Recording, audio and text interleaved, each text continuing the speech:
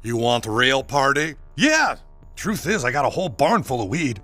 I will call some friends. Don't worry, I'm gonna take care of it.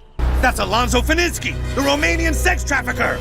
South Park just destroyed Andrew Tate in their most brutal episode yet, and it was a full-on cultural assassination. They dragged the self-proclaimed top G straight from Romanian jail cells into cartoon humiliation. This was South Park at its most savage, turning Tate's chaos into a punchline. We've had some complaints about a party that's been going on for 3 days here. Hey, what's going on? Oh, alright guys, who ordered the stripper? Can we come in and look around, sir?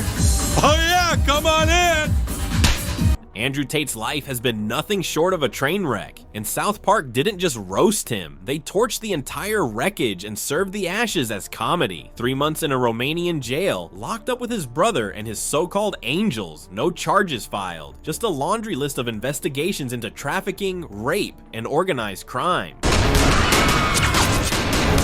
Oh my god! Most people would crawl into a hole with that hanging over their heads. Tate, he became primetime cartoon material. South Park saw the chaos, rubbed their hands together, and said, perfect. Let's draw him as a cigar-chomping clown. I mean, the thing about this story is he gave young men hope, okay? Which is why I don't like him. And make no mistake, this wasn't a soft jab. The season 26 finale rolled out Alonzo Finesse, bald head shining, cigar glued to his mouth, and all the faux alpha bravado you'd expect. South Park didn't even need to say Andrew Tate. The resemblance was so obvious you could practically hear Tate yelling about Bugattis through the screen. Then came the hammer, police busting in and shouting, "That's Alonzo Finesse, the Romanian sex trafficker." That's not comedy, that's a public execution with animation cells. With our boys to counteract all the ways in which society has been pathologizing masculinity. I mean, you went balls out on spring break, right? Tried to see chicks' boobs and stuff? No, I didn't. Well, no, I mean, you weren't ashamed of being a guy, right? Like, you went out to the lake and tried to play grab ass with girls, right? But South Park wasn't satisfied with just drawing a cartoon Tate. They wanted to say something about the culture around him, too. That's where Randy Marsh comes in. The f*** you talking? You know, I'm trying to show my son and his nerdy little friend what a real party is, because society wants them to be ashamed of their masculine natures. Randy is in the middle of a typical midlife meltdown. He starts echoing Tate-style talking points, ranting about how society is trying to shame men for their natural instincts, and how masculinity itself is being labeled toxic. For anyone who's watched Tate's videos, the parallels are obvious. No, I can't. I have to stay here because I'm in charge of my son. Today's woke culture has vilified his manhood and made him ashamed of himself. Okay, sir, but it appears you have a broken arm and several fractured ribs. Yeah, but I can't leave because my son's natural instincts are being suppressed and it's leading to behavioral problems. Randy becomes a parody of the Disciples, the guys who latch onto Tate's every word, convinced he's the last voice defending manhood against a world gone soft. Hey, freeze! You right there! That's Alonzo Fininsky, the Romanian sex trafficker! You big man! Oh! Oh my god! Ah! And that's what makes the setup so sharp. It isn't just Alonzo Finesse, the Tate stand-in, who gets roasted. It's also the blind loyalty of his followers. Randy thinks he's helping his son and his son's nerdy friend by showing them how real men are supposed to act, by throwing a wild party, by embracing excess. It's ridiculous, but it's exactly how South Park operates. Hold up a mirror, exaggerate the reflection, and let the audience squirm and laugh at the same time. Stop with that shit. Come on, get into it. Wet t-shirt contest. Hey, what the f? What? Hey, you guy. That's the magic of this episode. It's not just funny because it pokes fun at Tate. It's funny because it blurs the line between reality and satire so tightly that it's hard to tell where the news ends and the cartoon begins. South Park didn't just parody Tate. They captured the absurdity of his situation and the absurdity of the culture that surrounds him. And that's why for so many people, this wasn't just another episode. It was one of the most brutal takedowns they've seen in years. Well, I wanted strippers, not prudes. You want to talk big man, huh? You want to be big man? Whoa, okay, I think I need to explain something to you, okay? The real punch of this South Park episode comes when Alonzo Finesse finally shows his true colors. Randy Marsh ranting about masculinity and trying to prove he's not washed up. But then, South Park goes full savage. Alonzo doesn't just strut around with cigars and flashy lines. Number, he pulls a gun on Randy, straight up pulls a gun. It's not subtle. It's the writers making Tate's hyper-masculine, aggressive energy into a literal weapon. That's how South Park operates. They exaggerate reality until the metaphor smacks you right in the face. Look, I'm just trying to combat the messages that the liberal left is putting out to young men about their male instincts being toxic. And Randy, he doesn't back down. He doubles down. He starts parroting the exact kind of lines that made Tate blow up online. Young men are being shamed for their natural instincts. Masculinity is under attack. Word for word, it sounds like one of Tate's motivational clips, except it's Randy Marsh, one of the most ridiculous characters on TV, saying it with desperation in his voice. That's the joke.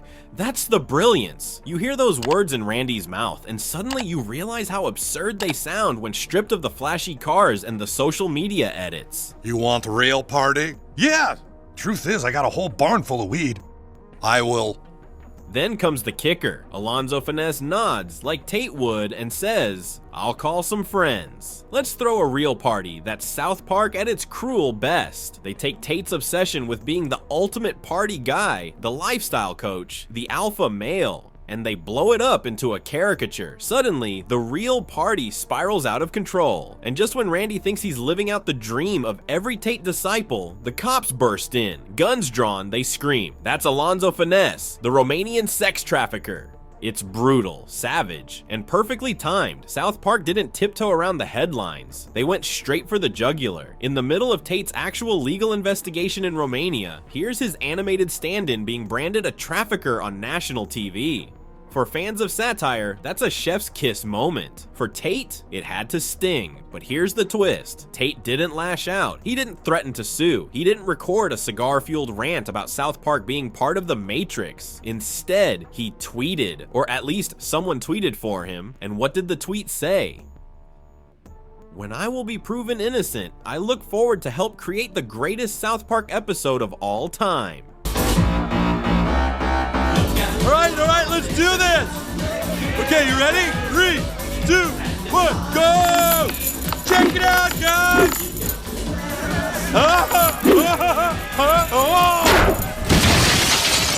The savage part? It wasn't even exaggerated. In real life, Tate really had been rotting in a Romanian cell for 3 months. No official charges, just investigations. That legal limbo became both his shield and his noose. Fans screamed, "Innocent." Critics said, if you're under investigation for trafficking, maybe don't film Victory Cigars on Twitter. And South Park, they boiled that whole debate into one single merciless punchline. Then the Romanian courts added more drama than any scriptwriter could. First, Tate begged for house arrest and got slapped down. Days later, an appeal magically flipped the decision. Suddenly, he's not behind bars. He's pacing in luxury confinement. For Tate, that felt like a win. For South Park, it was comedic gold. Dropping their parody at the exact moment, millions were refreshing headlines to see if the top G was still in jail. This wasn't satire in slow motion. It was a real-time cultural assassination. South Park didn't just parody Andrew Tate. They timed their hit to land right between his courtroom battles. That's why this episode didn't just sting, it humiliated. Let's do the mail now. And free Top G used to just be something Josh posted on his Twitter, but now it's actually happened, Josh. Top G is free. It's a great day. Top G, Andrew Tate, his brother, and 2 of his angels are released on house arrest from Bucharest jail amid investigation into alleged human trafficking, rape, and crime gang offences. They've been in jail now for 3 months. This episode hit so hard because South Park took aim at Tate, and that's not all. They've roasted celebrities before. The difference here is the cultural divide Tate represents. For many, Tate isn't just a meme, he's a symbol. They see him as hope in a hopeless world. Someone telling them it's okay to chase wealth, power, and women at a time when most can't even afford rent. Data backs it up. More than 60% of Gen Z men in the UK say they follow at least one masculinity influencer. That's the audience Tate tapped into. Bugattis, cigars, fast money. He turned it into an identity. Sorry, do you think you can walk? No, I don't think so. Sir, we think you've had too much to drink and we should probably take you to the hospital. But critics see something very different. To them, Tate isn't handing out hope. He's selling an illusion. They argue that the Bugatti lifestyle isn't a roadmap, it's a mirage. That's the brilliance of South Park's approach. They didn't just mock Tate, they mocked the culture he created. They mocked the desperation of young men clinging to a man who promises them freedom while he himself is trapped in a Romanian investigation. They mocked the idea that masculinity needs to be defended by throwing wild parties and flashing cars. And in doing so, they landed a hit that went way beyond a joke. It became cultural commentary wrapped in crude humor. Young men false hope. I think he's been quite inspiring for young men, and he's given a voice to, we're all told masculinity is evil, and obviously the reason he's done so well is he gives another side and says maybe it's not inherently evil to be a man. So, when people say South Park destroyed Andrew Tate in this episode, it's not an exaggeration. They turned his brand into a punchline, his philosophy into a parody, and his fan base into background jokes. And somehow, Tate responded by calling it a dream come true. From flashy Bugattis to being trapped under Romanian house arrest, Andrew Tate's story was already wild, but South Park just cemented it into legend. When you get turned into a character on South Park, that's not parody anymore. That's cultural checkmate. And the big question now is simple. Did the show go too easy on Tate, or was this just the opening shot in their most brutal roast yet? Drop your thoughts in the comments, hit that like button if Alonzo Finesse made you laugh, and subscribe for more deep dives into where pop culture collides with cold reality.